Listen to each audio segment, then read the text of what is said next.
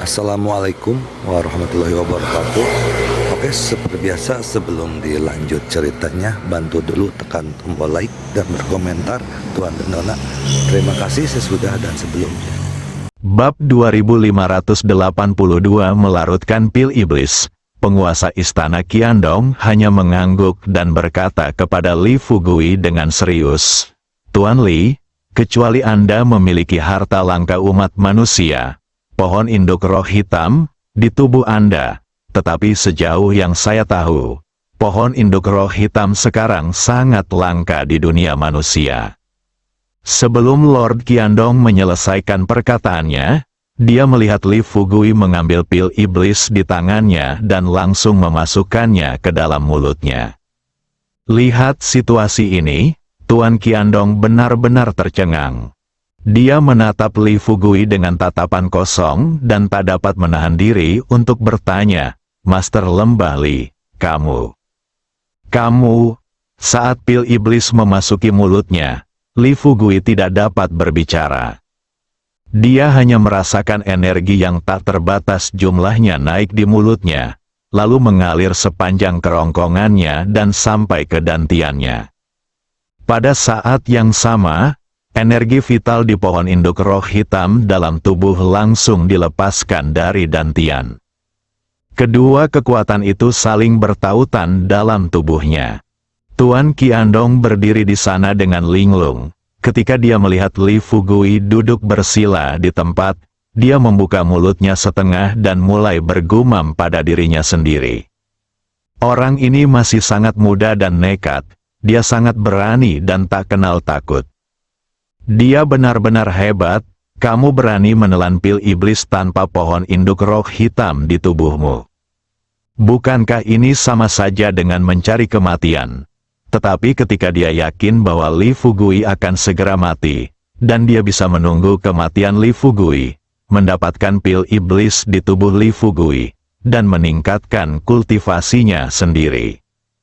Tidak pernah menduga hal ini, pada saat ini, dua sinar cahaya tiba-tiba keluar dari tubuh Li Fugui. Bola cahaya ungu dan bola cahaya emas saling terkait dan terjerat satu sama lain.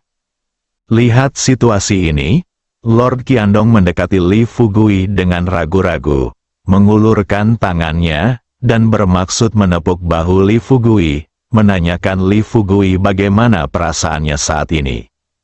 Hasilnya adalah sesuatu yang tidak pernah diharapkannya.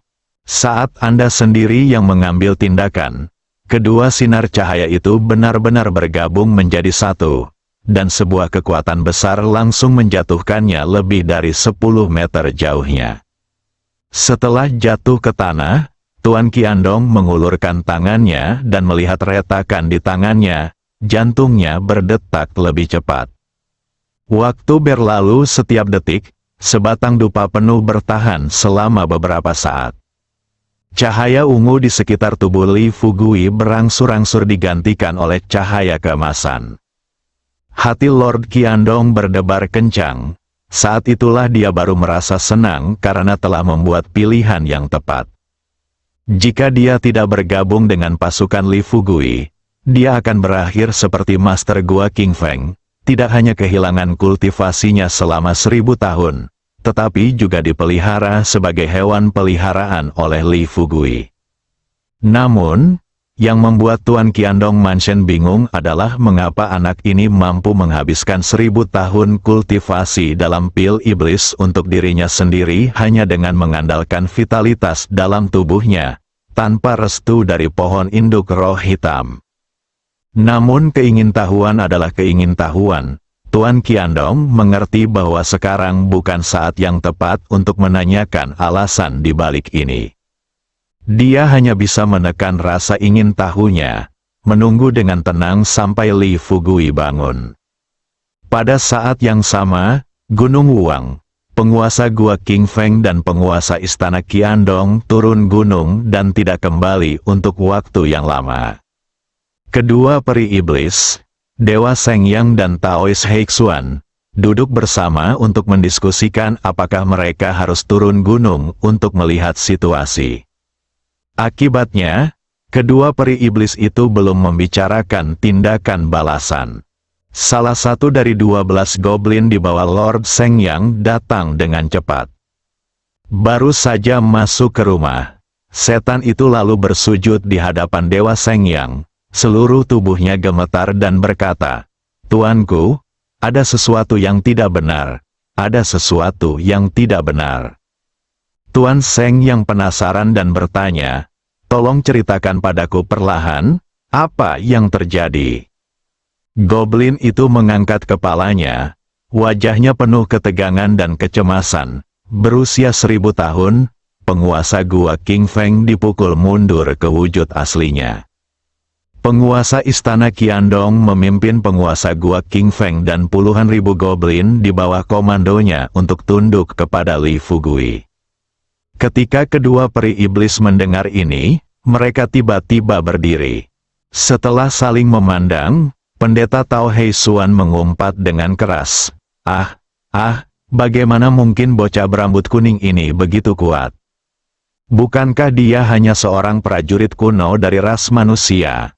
Lord Seng Yang tampak serius dan berbisik, "Entahlah, tapi Lord Gua King Feng dan Lord Istana Qiandong keduanya dianggap cukup kuat di antara 72 iblis abadi kita. Bagaimana mereka bisa dengan mudah dikalahkan oleh anak ini?" Pendeta Tao Hei Xuan mengepalkan tangannya dan mengumpat, Saudara Seng Yang, kamu tunggu di sini saja, saya akan turun gunung untuk memeriksa situasi sekarang." Setelah mengatakan ini, Taois Hei Xuan hendak turun gunung ketika dia bertanya kepada iblis di bawah Seng Yang, "Siapakah orang-orang yang turun gunung ini sekarang?"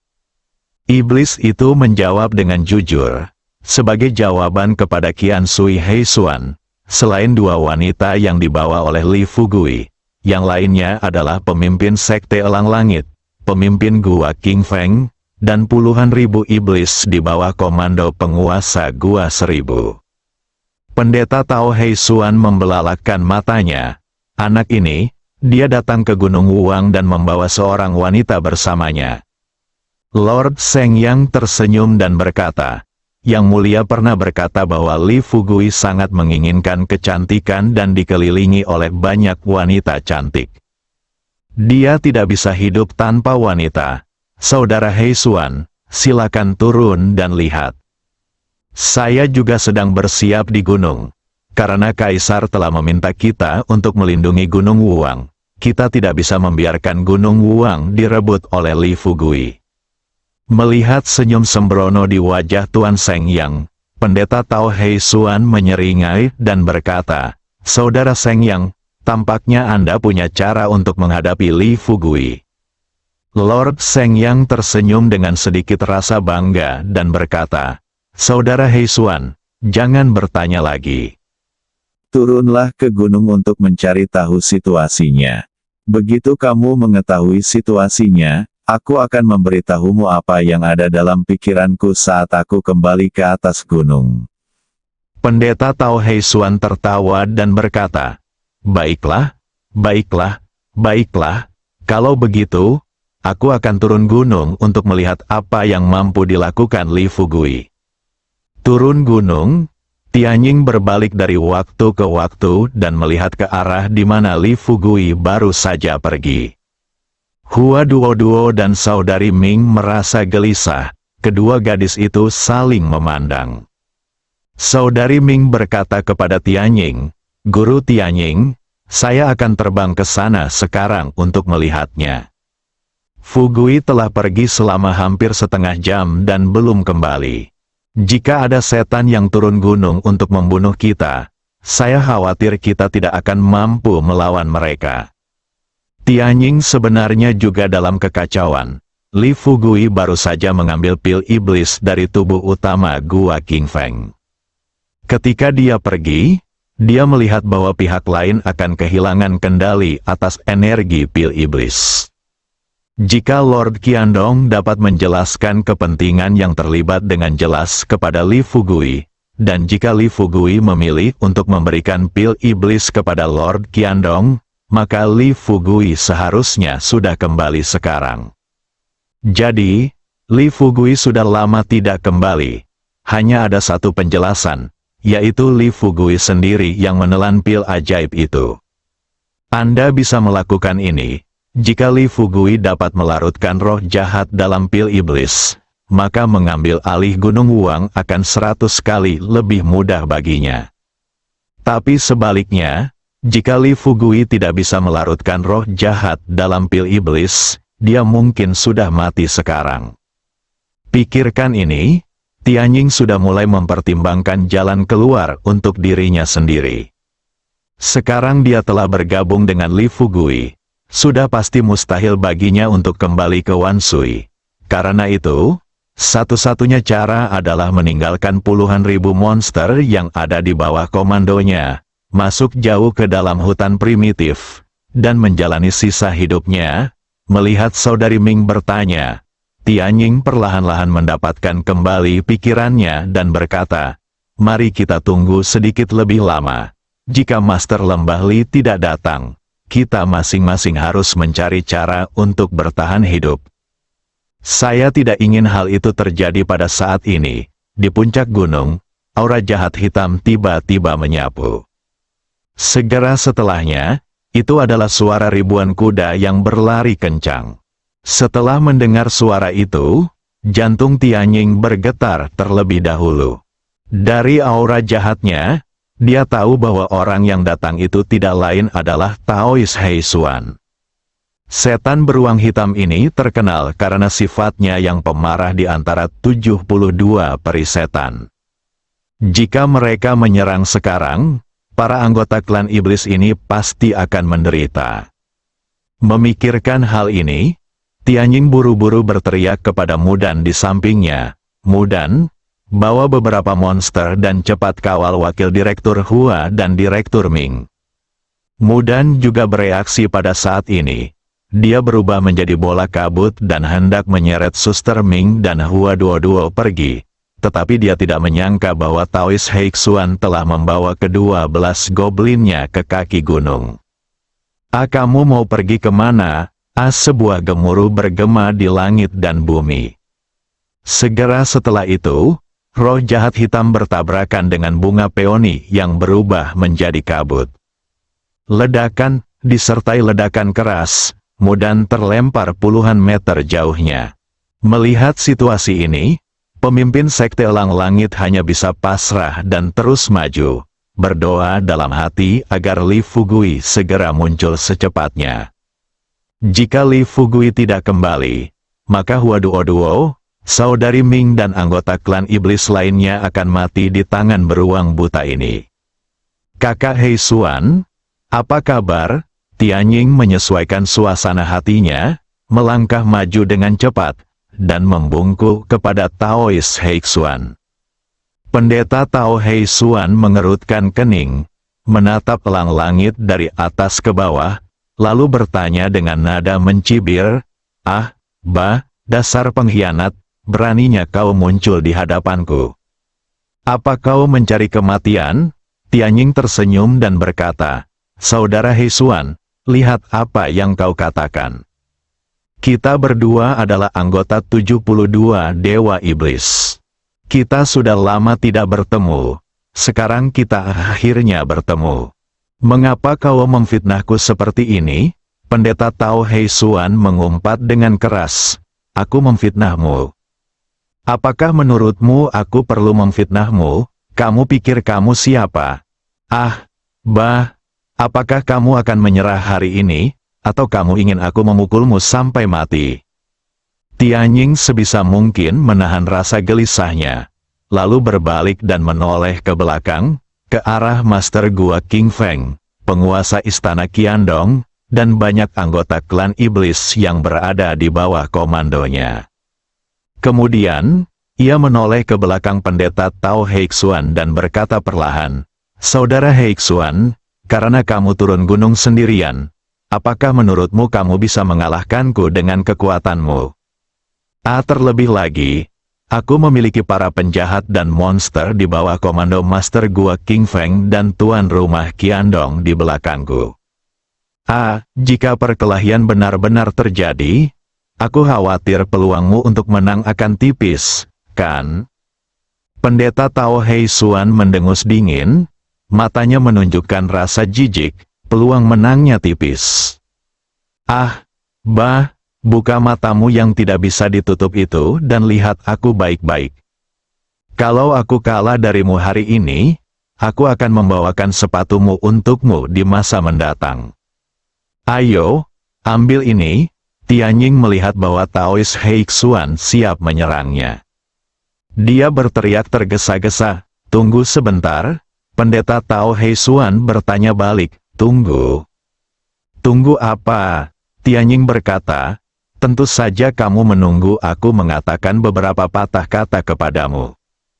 Tianjing tidak akan bertarung dengan Hei Xuan sekarang. Dia tahu kekuatan dan kelemahannya sendiri. Jika dia tidak bertempur sengit dengan Li Fugui di desa Tianming, dia mungkin bisa bertahan beberapa saat.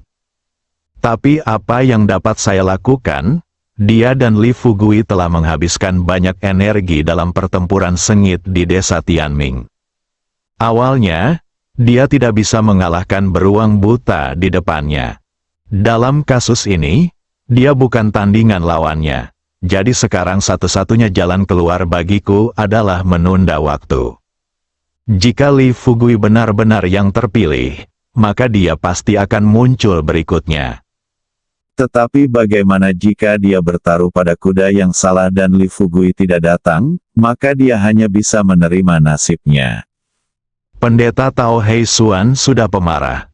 Melihat Tianjing begitu cerewet, dia berkata dengan marah, Kalau ada yang ingin kau katakan, katakan saja sekarang. Jangan mempermainkanku dengan trik-trik kecil ini." Tianjing mengangkat kepalanya dan melihat ke arah yang ditinggalkan Li Fugui, lalu menunjuk ke kejauhan dan berkata kepada pendeta Tao Hei Xuan, "Lihatlah ke kejauhan." Pendeta Tao Hei Xuan merasa penasaran, bagaimana dia bisa tahu apa yang dipikirkan Tianjing. Dia benar-benar melihat ke arah jari Tianjing, hanya beberapa detik kemudian. Pendeta Tao Hei Xuan bertanya dengan keras, "Apa yang kau ingin aku lihat?" Tianjing tersenyum dan berkata, "Saudara Hei Xuan, kamu telah mencapai tingkat peri iblis. Mengapa kamu tidak bisa tenang dan menghargai keindahan dunia ini?" Hei Xuan tertegun dan menatap Tianjing dengan tak percaya. Setelah beberapa detik, dia bertanya dengan dingin, "Tunggu, apa yang kamu katakan?" "Tianjing, apakah kamu sakit jiwa?" Tianjing berpura-pura penasaran dan bertanya, "Mengapa kamu berkata begitu tentangku?" Hei Xuan mengumpat, apa yang bisa dikagumi di dunia manusia? Aku mengagumi kaki nenekmu, dasar pengkhianat, mati saja." Melihat Hei Xuan berlari ke arahnya lagi, Tianjing hanya bisa berteriak lagi, "Hei Xuan, lihat." Pikiran Hei Xuan berdengung. Dia menatap Tianjing dan bertanya, "Apa yang sedang kamu lihat? Apa yang sebenarnya kamu minta aku lihat, tepat pada saat ini?" Tawa riang Li Fugui tiba-tiba terdengar dari udara. "Hahaha, apa yang kau lihat?" "Tentu saja, aku sedang melihat leluhurmu." Ketika Tianjing mendengar suara Li Fugui, dia terkejut, tetapi pada saat yang sama, dia akhirnya merasa lega. Menengadah, setelah melihat Li Fugui, baru saat itulah dia berbalik untuk memeriksa luka Mudan. "Ya, sekarang Li Fugui telah kembali. Bukankah sama saja mencari kematian jika aku tetap berdiri di depan? Jika Hei Xuan tiba-tiba datang, aku tidak akan bisa menghentikan beruang buta ini." Hua Duo-Duo dan Sister Ming meneteskan air mata kegembiraan di mata mereka. Setelah Li Fugui dan Qiandong Fujun mendarat bersama, kedua gadis itu dengan cepat bergegas mendekat, satu di sebelah kiri dan satu di sebelah kanan, dan bertanya dengan khawatir. Pendeta Tao Hei Xuan tercengang, meskipun dia telah mendengar bahwa Li Fugui tamak akan kecantikan. Namun dia agak skeptis. Aku diam-diam berpikir, Bagaimana mungkin seorang jagoan ilmu bela diri kuno, seorang yang sangat sakti, yang menguasai semua sekte di dunia, bisa jatuh dalam perangkap cinta? Bukankah ini terlalu memalukan bagi mereka yang berlatih kultivasi? Tetapi sekarang, ketika dia melihat ekspresi khawatir di wajah Hua Duoduo dan saudari Ming, He Xuan sepenuhnya mempercayai rumor tersebut. Tampaknya Li Fugui benar-benar tidak dapat bertahan hidup tanpa seorang wanita di sisinya. Betapa konyolnya, Pendeta Tao He Xuan tidak dapat menahan diri untuk tidak mendesah. Setelah Li Fugui memberitahu Hua Duoduo dan Ming Jie bahwa dia aman, dia melirik kembali ke arah Mudan. Setelah memastikan bahwa luka Mudan tidak mengancam nyawa, dia berbalik dan perlahan-lahan menenangkan pikirannya. Dia bertanya kepada Pendeta Tao He Xuan, "Hei, apa yang kamu lakukan? Lihat tubuhmu yang keriput. Apakah tidak ada air di Gunung Wuang? Jika kamu seperti ini, hal-hal yang kamu gosok di pemandian mungkin akan menutupi lahan seluas 2 hektar. Pendeta Tao He Xuan tercengang lagi. Setelah menjadi monster selama ribuan tahun, ini adalah pertama kalinya dia diserang secara fisik oleh manusia. Bersambung.